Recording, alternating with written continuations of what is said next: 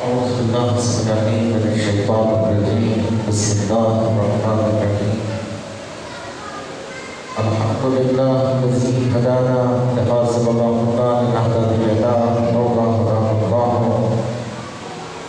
لقد جاءت رسل ربنا بالحق والصلاة والسلام على النبي الأمي المكي البدني والصاحب الحامي وموقف الدهري المبارك السقينا المدفون بأرض مدينة أبي القاسم محمد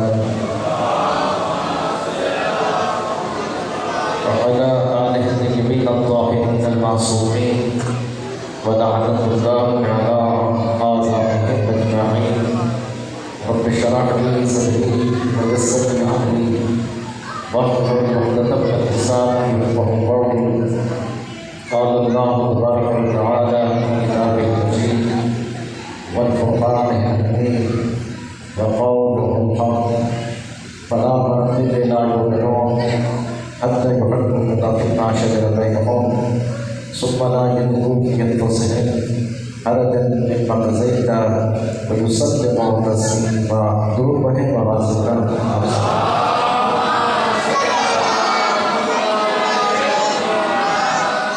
ارشاد معصوم ہے بلند آواز سے اس کی درود پڑھوں تاکہ ہمارے دلوں سے نجاست جاتی رہے، طہارت آتی رہے.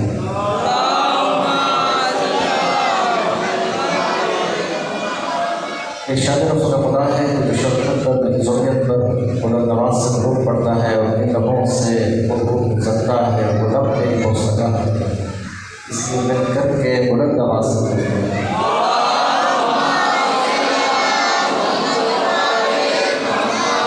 دعا ہے کہ پروردگار آپ تمام برادران ایمان کی حاجتوں کو قبول فرمائیں اور جو تمنائیں ہیں جو مرادیں ہیں بارگاہ رب الحسین میں منظور اور قبول. باقیان مجالس کا انتظام اہتمام خرچہ خرجات پروردگار اپنی بارگاہ میں منظور اور قبول فرمائیں. 1444 ہجری کے عشرِ محرم کی آج ہم تیسری تجویز سماعت کروا رہے ہیں اور کل کی گفتگو آپ کے اذہان عالی میں یقیناً محفوظ ہوگی، جس میں کل میں نے عرض کیا تھا کہ پروردگار اسلام کے ٹھیکیداروں سے اس طرح مخاطب ہو کر ان کو یہ تاکید کر رہا ہے اور اپنے حبیب کو یہ واضح طور پر اپنے قسم اللہ اپنی قسم کھا کے اپنے حبیب کو یہ کہہ رہا ہے کہ میرے حبیب تجھے میرے رب کی قسم یہ اس وقت تک مومن نہیں ہو سکتے جب تک کہ اپنے معاملات میں تجھے حقم نہیں بنا دے. حقم سے مراد کیا ہے؟ فیصلہ کرنے والا. یہ تمہیں اپنے معاملات کا فیصلہ کرنے والا بنائے اور جو ان کے درمیان فیصلہ کر دے یہ اس پر سر تسلیم ہم دلوں میں گمان بھی پیدا نہ کریں کہ پیغمبر نے ایسا کیوں. اگر دلوں میں تھوڑا سا بھی گمان پیدا کر لیا کہ پیغمبر نے ایسا کیوں کیا تو میرے حبیب اس سارے کے سارے غافل ہو گئے. اسلام سے کوئی تعلق نہیں. گویا کہ بات سے کتنی ہے کہ پیغمبر جو فیصلہ کرتے چلے جائیں یہ اس پر سر تسلیم ہم کرتے چلے. لہٰذا کلمہ پڑھ کر انسان مسلمان تو ہو سکتا ہے لیکن مومن نہیں ہو سکتا. ظاہر مومن ہونے کے لیے ایسی کون سی شرط ہے؟ آیا نماز، روزہ، حج، زکوٰۃ، خمس، جہاد، تبرع، امر بالمعروف، نہی عن المنکر، یہ سب اسلام کے احکام ہیں. اور جب آپ اسلام قبول کر لیتے ہیں تو گویا کہ تمام چیزوں پر آپ کو عمل کرنا ہے. نماز پڑھنا ہے، روزہ رکھنا ہے، حج کرنا ہے، زکوٰۃ دینا ہے، یہ سب اسلامی احکامات ہیں. گویا کہ اس سے یہ تو پتہ چل رہا ہے کہ آپ مسلمان ہیں، لیکن یہ کیسے پتہ چلے کہ آپ مومن ہیں بھی یا نہیں؟ تو گویا کہ اس کے لیے جو شرط قرار دی گئی اور کہا کہ یاد رکھو کلمہ پڑھ کر انسان مسلمان ہو سکتا ہے لیکن مومن نہیں ہو سکتا. مومن ہونے کے لیے پیغمبر کے کیے ہوئے فیصلوں پر سر تسلیم خم کرنا پڑے گا. گویا کہ میں نے کل بھی عرض کیا تھا، گویا کہ جتنے بھی ارشادات پیغمبر السلام کی شان و عظمت کے لیے بیان فرمائے، وہ صرف فرمان نہیں ہے، وہ پیغمبر کے فیصلے ہیں، اور جب تک ان فیصلوں پر سرپرستی اختیار نہیں کرو گے اس وقت تک مومن نہیں ہو سکتے۔ لہٰذا پیغمبر نے ایک فیصلہ تو ایسی جگہ پر کیا جب 1,24,000 کا مجمع تھا، صحابیوں کا مجمع تھا، پرانوں کا منبر تھا، اور اللہ کا نبی اپنے بھائی علی کو اٹھا کر 1,24,000 کے مجمع کو دکھا کر یہ اٹل فیصلہ کر رہا تھا، من کنت مولا ہو فہذا علی المولا، جس کا میں مولا ہوں اس کا یہ علی مولا ہو۔ یہ فیصلہ ہے پیغمبر کا، گویا کہ اس پر سر تسلیم خم کرنا ہے۔ یہ علی کی ولایت کا وہ علاج کل ہے جو پیغمبر نے 1,24,000 کے مجمع میں کیا۔ تو گویا کہ اب بات یہ طے ہو گئی کہ کلمہ پڑھ کر انسان مسلمان تو ہو سکتا ہے لیکن مومن نہیں ہو سکتا۔ مومن ہونے کے لیے اس کو علی کی ولایت کا اقرار کرنا پڑے گا۔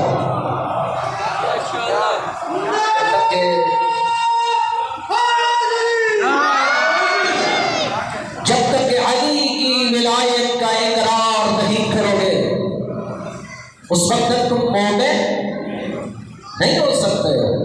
لہٰذا یہ جب ہم کہتے ہیں حضرات مومنین تو سب مومنین سر اٹھاتے ہیں، وہ کہ ارشد فخر سے کہتا ہے ہمیں ہی پکارا جا رہا ہے۔ لہٰذا وہ جس کا تعلق علی ابن ابی طالب کی ذات سے ہے اسی کو حق پہنچتا ہے وہ اپنے آپ کو مومن کہے۔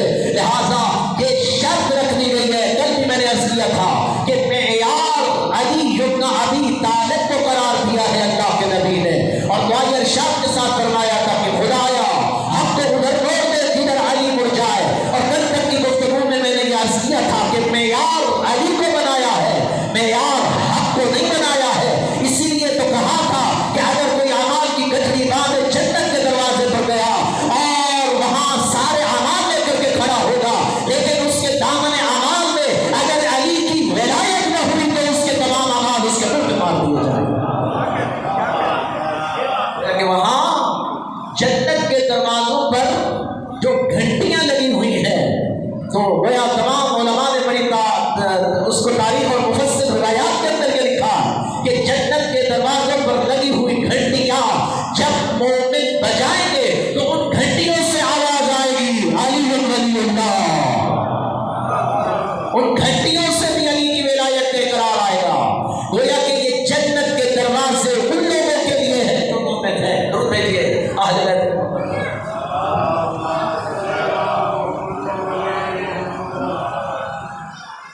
گھبرا تو نہیں گیا؟ علی کی ولایت کے بغیر چارہ نہیں ہے، علی کی ولایت کے بغیر سہارا نہیں ہے۔ معیار علی کو بنا اب کو یہ حق کتنے ہیں جو ہمارے اوپر بندوں کے بندوں پر حق ہے، ایک حقوق الہی ہے اور ایک حقوق عبادی ہے۔ یاد رکھیے دو حقوق پر بحث ہوتی ہے، ایک عبادی حق ہے اور ایک الہی حق ہے۔ الہی حق کیا ہے؟ اس کے لیے نماز پڑھے، روزے رکھے، حج کریں، یہ سب حق ہے۔ ایک حق وہ ہے جو بندے کا بندے کے اوپر ہے، جس میں لین دین کے معاملات ہیں، آپ کے تمام تفاوت کے معاملات ہیں، آپ کے گھر کے معاملات ہیں، آپ کے کاروبار کے معاملات ہیں، آپ کی زندگی کے معاملات ہیں۔ گویا کہ حق کی جہاں پر بھی بات کی گئی، گویا اس حق کو علی کے ساتھ منسلک کر دیا گیا، یعنی ماں کا ماں پر حق ہے۔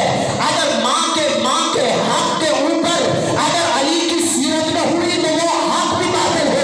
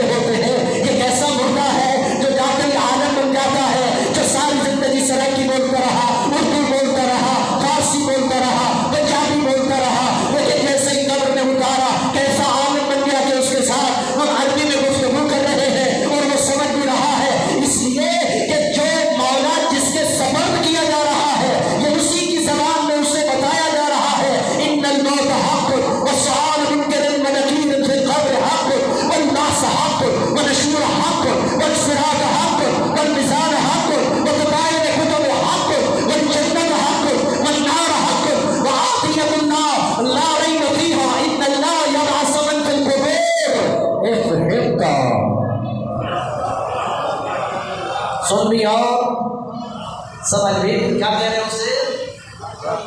کیا کہہ رہے ہیں اسے؟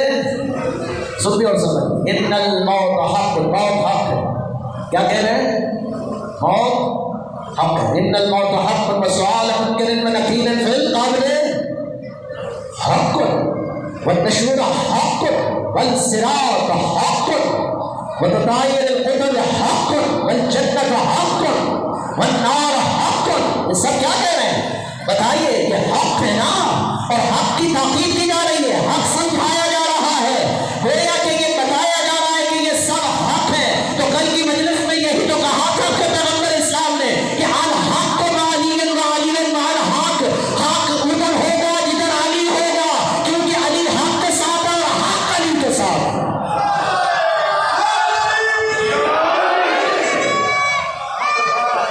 بہت کی باتیں ہیں.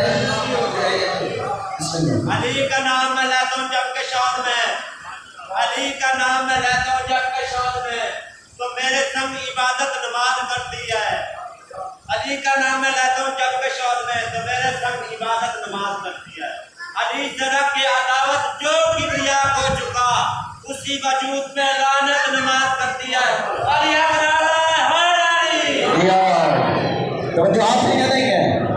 یہ حق ہے، اور یہ سب حق ہی تو بتائے جا رہے ہیں کہ موت حق ہے، سوال کو قبر منکر نکیر کا سوال کرنا حق ہے، حشر حق ہے، نشر حق ہے، عذاب قبر حق ہے، جنت حق ہے. یہ سب حقوق ہیں جیسے بتائے جا رہے ہیں. لیکن ہم یہی تو بتا رہے ہیں کہ الحق مالی والی مال حق، حق علی کے ساتھ ہے، علی حق کے ساتھ ہے. گویا کہ ہمیں وہ موت بھی قبول نہیں جو علی کے ساتھ نہ ہو، اس لیے کہ ہمیں صرف وہ موت چاہیے جس میں علی نظر آ رہا ہو. اس لیے موت آتی ہے تو مولا علی اپنا دیدار جس کو ہاتھی اور رہنما مانتی ہے میرا اس سے سوال ہے. جس کو ہاتھی اور رہنما مانتے ہو، معاف کرو کہ جب تم مر رہے ہو تو وہ تمہیں پوچھنے کے لیے آتے ہیں. کیا وہ تجھے زیارت کرواتے ہیں؟ کیا وہ تجھے دکھائی دیتے ہیں؟ یہ دعویٰ ہے ہمارا کہ جب مومن مرتا ہے تو اسے مولا علی کی زیارت نصیب ہوتی ہے، مولا علی اسے اپنے دامن میں لے لیتے ہیں. گویا کہ یہی تو شرط ہے کہ جب اسے قبر میں اتارا جا رہا ہوتا ہے تو اسے یہ سمجھایا جا رہا ہوتا ہے گھبرانا نہیں ہے. اگر میرا مولا علی حق ہے تو یہ قبر بھی حق ہے، اور یہاں تو اکیلا نہیں ہے. ابھی چند لمحے کے بعد تیرے مولا علی کی کرسی یہاں لگے گی، جنت و فکر ہوگے، اور تو ساری زندگی علی علی کرتا رہا، تو ساری زندگی علی کے دامن سے متمسک رہا. اب گھبرانا نہیں ہے. جس کو تو پکارتا رہا وہ اب تیرا سہارا بن کر قبر میں آئے گا. آئے گا مجھے سنبھالنے کے لیے. ڈرنا نہیں ہے، گھبرانا نہیں ہے. یہ روایات مسلم میں سے ہیں کہ قبر میں مولا علی کا آنا مسلمات میں سے ہے.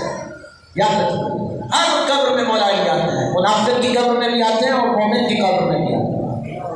منافق کے لیے محل امتحان ہے، مومن کے لیے بھی محل امتحان ہے. آپ کے پتہ چلے گا کہ جب تم قبر میں اتارے جاؤ گے اور وہاں پر جب جلوہ فکر ہوں گے مولا علی قبر میں، تو گویا اب تیرا امتحان ہے کہ تو کیا کرتا ہے. کہ وہاں علی نہیں بتائیں گے کہ میں تیرا امام ہوں، وہاں تو نے پہچاننا ہے کہ یہ میرا امام علی ہے. لہٰذا جو دنیا میں علی علی کرتے رہے اور علی کے دامن سے متمسک رہے، وہ تو پہچانیں گے کہ جب قبر میں منکر نکیر پوچھے گا من اماموں کا بتا تیرا امام کیا ہے، تو دنیا میں علی علی کرنے والا تو فٹ کے کہے گا ارے دیکھتا نہیں ہے یہ جو کرسی لگی ہوئی ہے یہی تو میرا امام ہے.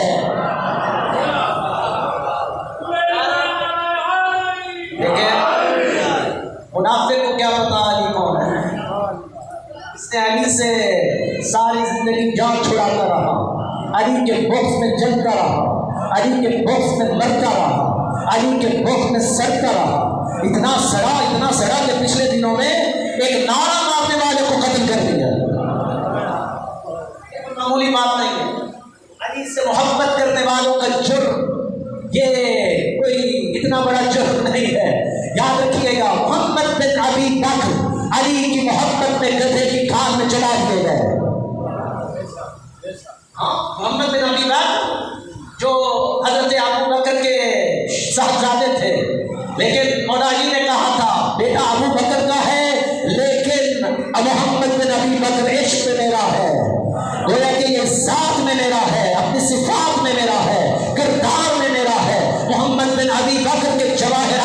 علی جیسے ہیں، گویا کہ علی کی محبت اور عشق میں گدھے کی کان میں دم کر کے اس کو جلا دیا گیا۔ تو گویا یہ کوئی علی کی محبت میں جلنا، علی کی محبت میں مر جانا، علی کی محبت میں جان نثار کرنا، یہ کوئی معمولی مسئلہ نہیں ہے۔ لوگ مرتے رہیں اور جانے دیتے رہیں، لیکن یہی عشق ہے کہ جب قبر میں تمہیں اتارا جائے گا تو تم پہچانو کہ میرا مولا علی حق کے ساتھ، جدھر حق ہوگا ادھر، جدھر علی ہوگا ادھر حق۔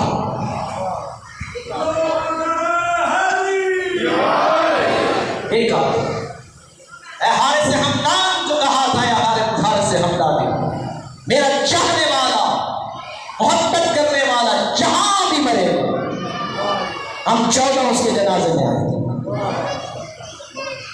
ہم 14 کی شرکت اس کے جنازے میں ہوگی۔ شرط یہ ہے کہ وہ ہمارا ہو کر مرے، شرط یہ ہے کہ وہ ہمارا ہو۔ ہمارا ہونے کا مطلب کیا ہے؟ یہ نہیں ہے کہ نعرہ کسی اور کے ساتھ ہے اور ووٹ کسی اور کو دیا جا رہا ہے۔ گھبرا تو نہیں گیا؟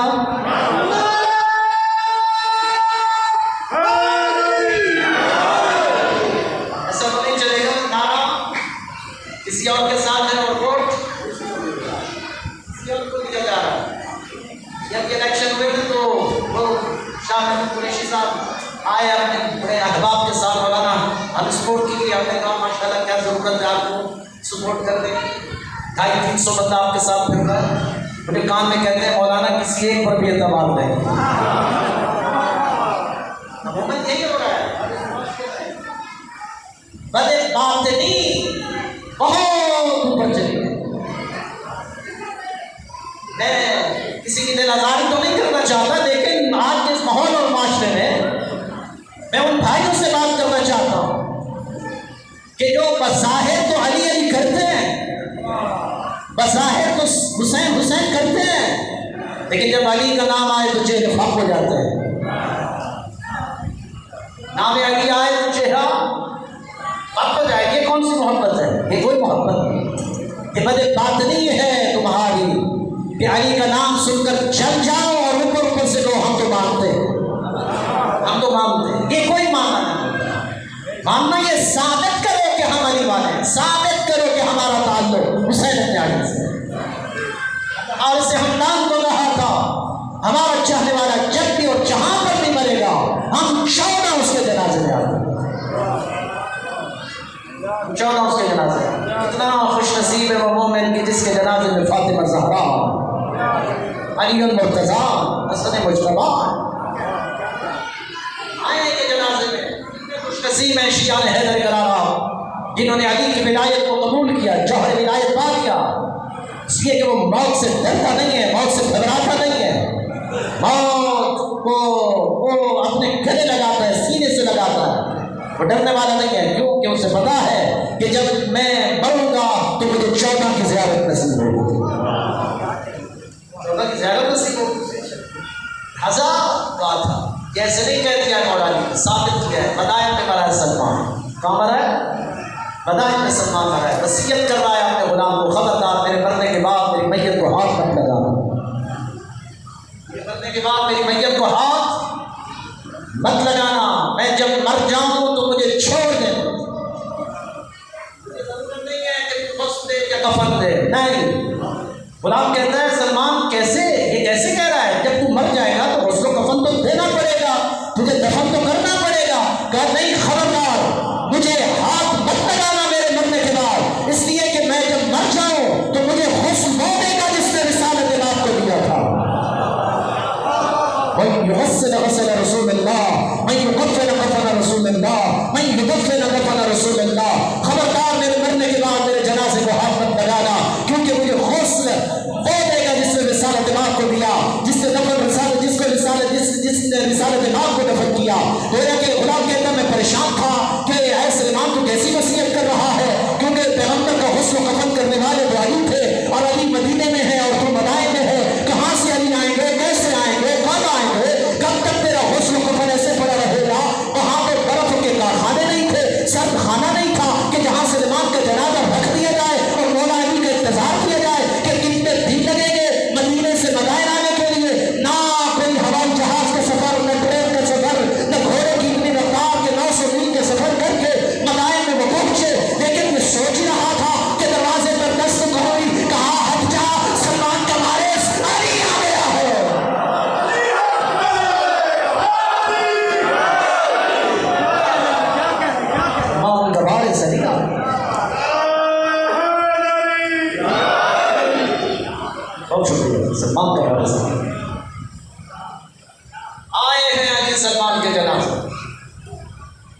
سلمان کا جنازہ تھامایا نہیں. علی سلمان کے جنازے پر گرے، اپنا سینہ سلمان کے سینے سے مس. ایسے تھوڑی کہہ دیا تھا سلمان بن اہل البیت، سلمان ہم اہل بیت میں سے، یہ تھوڑی کہہ دیا تھا. یہ مرکز محور ہے. اس کو کفن لیا ہے علی نے سلمان کا. علی نے سلمان کا جنازہ، سلمان کے جنازے میں علی پنجوں کے بل چل رہے. یہ پنجے جو ہوتے ہیں نا قوم کے، اس کے بل علی چل رہے تھے، ہاتھ چل رہے. کسی نے پوچھا یا علی چلنے کا انداز بدل گیا ہے؟ آج یہ چلنے کا انداز کیسے ہے؟ پورا پاؤں زمین پر ہے، پنجے رکھ کر کے آپ سلمان کے جنازے میں چل رہے ہو. کہا کہ سلمان کے جنازے میں اتنے ملائکہ آئے ہوئے ہیں کہ مجھے چلنے میں دشواری ہو رہی.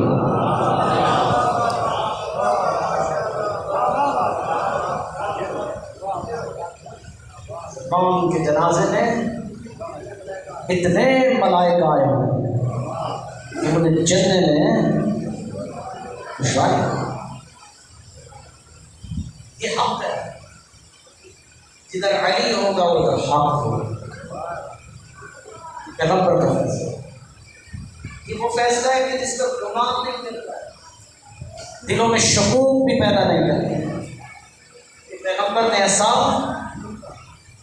کیوں؟ یہ سارے کے سارے کافر ہیں. یہ ہے احترام اہل بیت، یہ ہے عزت ہے.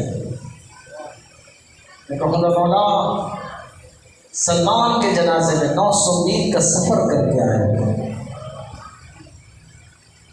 یہ تو ایک جنازہ جہاں 72 جنازہ پڑا ہوا تھا.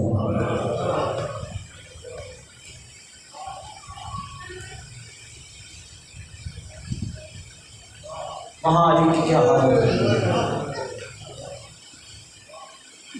یہ تو عام مومن ہے نا کہ جس کے جنازے میں 14 آتے ہیں. مجھے بتائیے کہ جس کے آپ نے جانبارے کربلا کے صحرا میں بکھرے ہوئے ہو، کیا حالت ہوئی ہوگی علی کی جب اپنے جگر پاروں کو تپتے ہوئے صحرا پر خون آلودہ دیکھا ہوگا.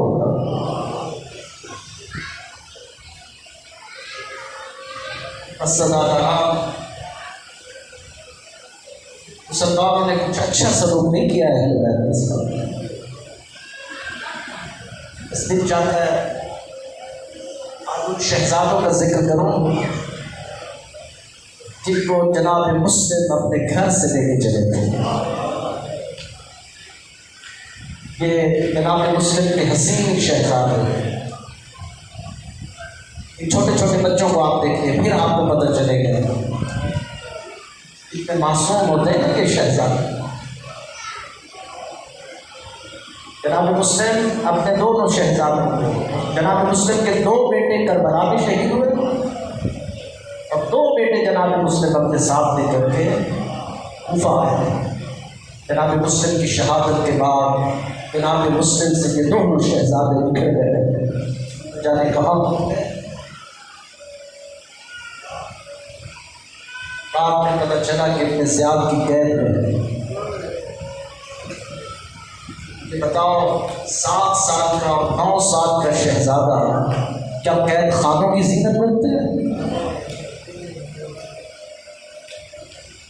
ایسی تنگ اور تاریخ زندانوں میں ڈالا ہے. یہ گھروں کا روایت کرتا ہے کہ زندان میں 2 حسین شہزادے آئے. جب رات کا کوئی پہر ہوتا ہے نا تو زندان میں روشنی ہوتی ہے. حیران ہوتا ہے یہ روشنی کہاں سے آتی ہے. لیکن جب غور سے دیکھتا تو وہ 2 چھوٹے چھوٹے بچے تھے نا، ان کی پیشانیوں سے نور نکلتا تھا. اور وہ کہتا ہے کہ میں بہت پریشان تھا، خدا خیر کرے یہ کون شہزادے ہیں. لیکن میری ڈیوٹی ہوتی تھی، میں صرف کھانا رکھ کے آ جاتا تھا. ایک رات دونوں شہزادوں نے کہا، محمد ابراہیم محمد سے کہتا ہے ابراہیم اسی طرح کوشش کرو، اس دروگہ سے بات کرو، اس کو بتاؤ کہ ہم کون ہیں. جب کھانا رکھنے کے لیے آیا تو دروگا کو روک دیا گیا. ان شیطانوں نے روکا اور کہا محمد مصطفیٰ کو جانتے ہو؟ دروگا کہتا ہے بچوں کیسی بات کر رہے ہو، محمد مصطفیٰ کو کون نہیں جانتا، ہم اس کو کلمہ پڑھتے ہیں، ہم مسلمان. اچھا علی حیدر کرار کو جانتے ہو؟ کہا ہاں ہم علی حیدر کرار کو جانتے ہیں، رسول خدا کے داماد ہیں،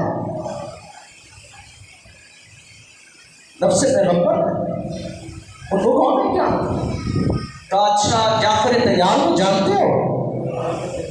کہا ہاں جعفر طیار کو بھی جانتے ہیں، علی کے بھائی کا نام ہے نا جعفر طیار. کہا اچھا مسلم بن عقیل کو جانتے ہو؟ کہا ہاں ہاں مسلم بن عقیل کو بھی جانتا ہوں، لیکن بچوں کو بتاؤ تو صحیح، یہ بار بار کن کے نام لے رہے ہو، کیا پوچھنا چاہتے ہو؟ کہا وہ جو تم مسلم بن عقیل ہے نا، ہم اس کے 2 شہزادے ہیں، ہم اس کے 2 بیٹے ہیں. تڑپ کر دروگا کہتا ہے خدا خیر کرے، تم مسلم کے شہزادے ہو، تم آل رسول ہو. عزادارو تڑپ کر کہتا ہے کہ مجھے معلوم نہیں تھا، لیکن اب بتاؤ میرے لیے کیا خدمت، کوئی حکم؟ کہا اور تو کچھ نہیں ہے، بس اگر ہو سکے تو ہمیں یہاں سے آزاد کر دو، ہم یہاں سے جانا چاہتے ہیں. وہ مومن تھا، اس کے دل میں محبت بیت تھی، وہ اس طرح وہ بے قرار ہوا. اس نے کہا اگر میری جان جاتی ہے تو چلی جائے، لیکن میں ان شہزادوں کو آج رہا کر دوں گا.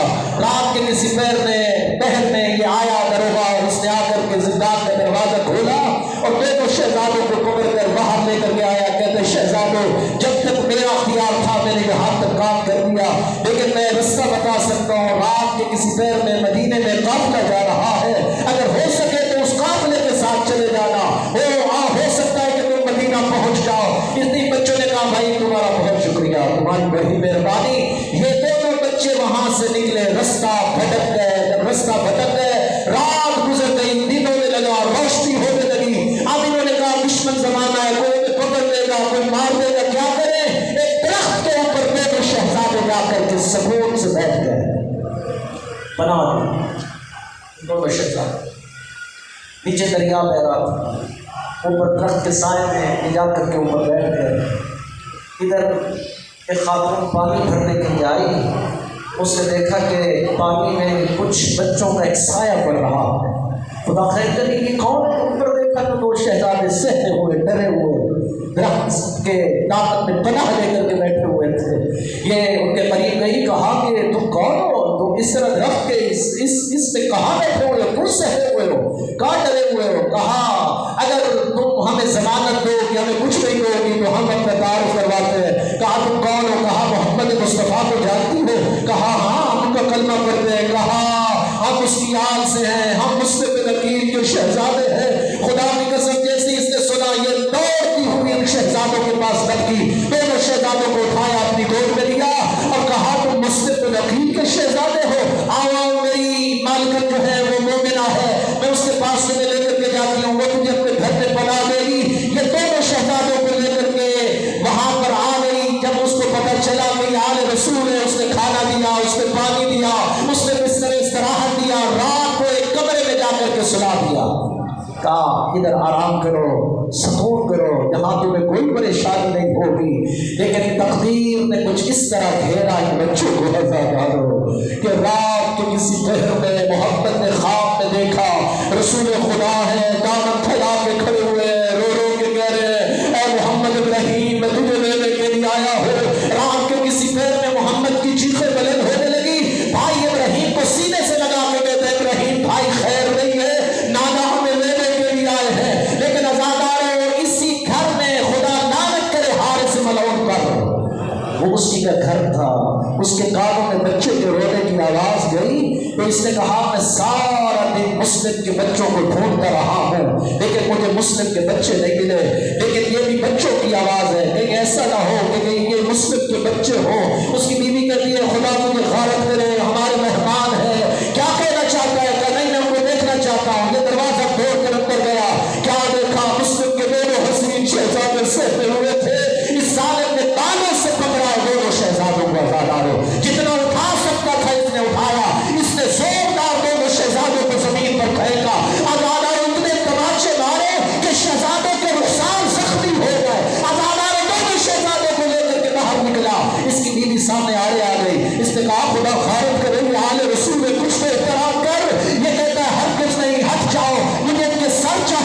عزاداران مظلوم کربلا کہ ایک مرتبہ یہ دونوں شہزادوں کو لے کر کے نہر کے کنارے پر آیا، اس کا بیٹا اس کے پیچھے تھا، اس کا غلام اس کے پیچھے تھا، اس کی بیوی اس کے پیچھے تھی، دہائیاں دے رہی تھی کچھ شرم کر کچھ حیا کر، یہ حال رسول ہے۔ لیکن عزادار اس نے غلام کو حکم دیا کہ آ اس کو تلوار سے ذبح کر۔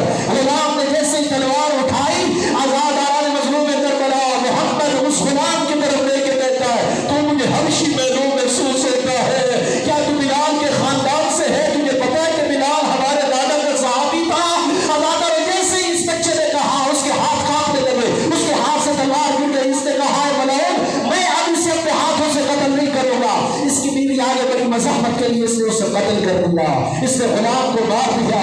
لیکن عزادار اس نے تلوار اٹھائی، جیسے اٹھائی کہا، چھوٹے شہزادے نے آگے بڑھ کے کہا ظالم ہم آل رسول ہیں، وقت نماز ہو گیا ہے، بس اتنا ٹائم دے کہ ہم نماز ادا کر سکے۔ عزادار یہ ظالم کہتا اچھا نماز اگر کوئی فائدہ دیتی ہے تو پڑھ لو۔ دونوں شہزادوں نے نماز پڑھی۔ جب نماز پڑھ کر فارغ ہو چکے، اس ظالم نے زوردار تماچا بڑے شہزادے کے منہ پر مارا، پھر چھوٹے شہزادے کے منہ پر مارا۔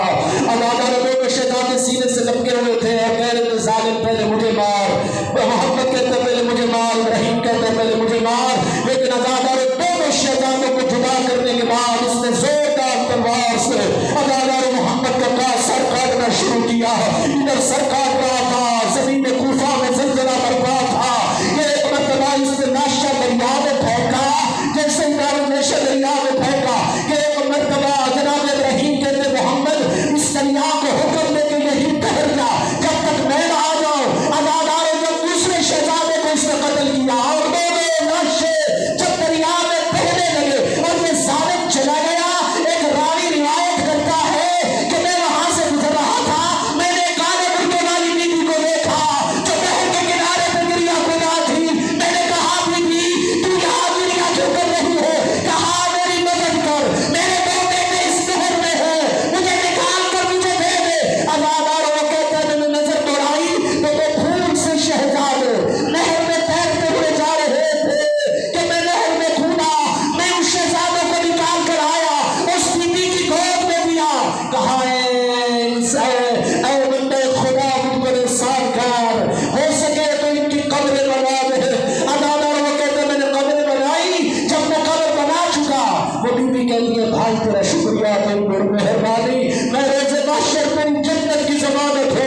نبیوں کی مطلب وہ طرف کر کہتا بیوی تو ہے کون جو جنت کی ضمانت دے گی؟ کہا میں غریبوں کی ماں زہرا ہوں، میں شہزادوں کی ماں زہرا ہوں۔ جناب زہرا نہ جانے کہاں کہاں تک رسول اللہ کی بیٹی آل محمد کے لاشوں کے ساتھ دوڑتی ہے۔ وَسَيَعْلَمُ الَّذِينَ ظَلَمُوا أَيَّ مَنقَلِبٍ يَنقَلِبُونَ۔ السلام علی الحسین وعلی علی بن الحسین وعلی اولاد الحسین وعلی صحابہ الحسین۔